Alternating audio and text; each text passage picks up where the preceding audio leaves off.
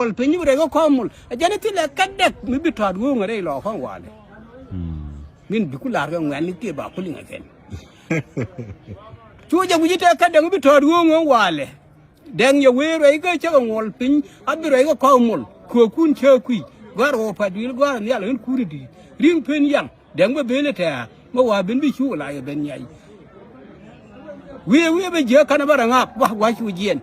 Ke me ya nyin kunun bana mar ko mu. Gini siang ai, gue cek ku ga, tidak banyak ku. Mi cek ku bentar ne, cek we baca gua be, cek dunda wajah be, jaba baca lori jok baguri ni jar kuida. Gini tiada mu jara, kan jara ba gue kuel kuelu cek beli ni kan ba kamu wak.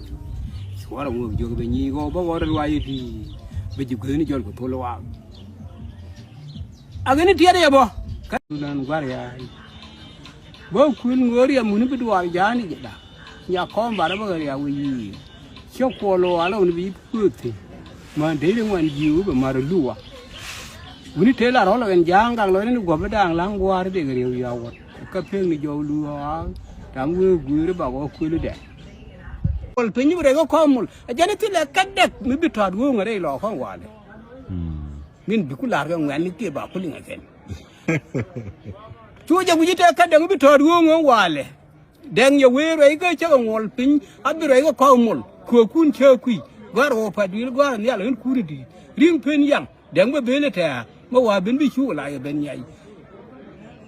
We be je kana baranga wa chu jien. Ke me ya nyin kunun bana mar ko mu. Jira me luje. Bin wi che ga ra ye cha we ya we da. Ram te me ji tiel.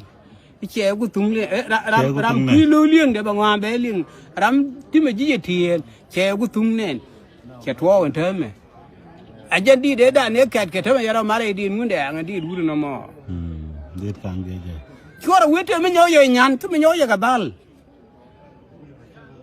ti me nyo ye ga dal mi chi na ter pan ti me nyo ro ga nyan pa la deng te